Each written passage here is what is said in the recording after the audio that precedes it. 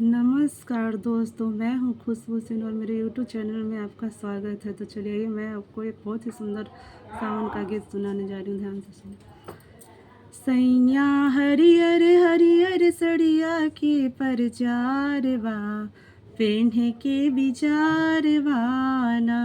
सैया हरियर हरियर सड़िया के परचारवा पेन्हे के बिचारवाना।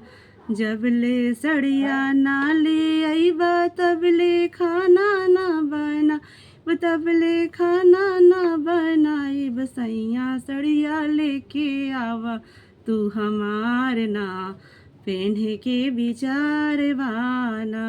सैया हरियर हरियर चूड़िया के परचारवा पेन्हे के बिचारवाना। जब ले चूड़िया ना ले अइबा तब ले बर्तन नहीं मांजब, तब बर्तन नहीं मांजब। सैया चूड़िया लेके आवा तू हमार ना पेन्हे के बिचारवाना।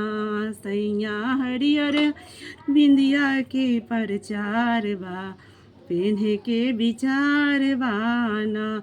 जब ले बिंदिया ना ले अइबा तब ले झाड़ू ना लगाइब, तब ले झाड़ू ना लगाइब। सैया बिंदिया लेके आव तू हमार ना पेन्हे के बिचारवाना।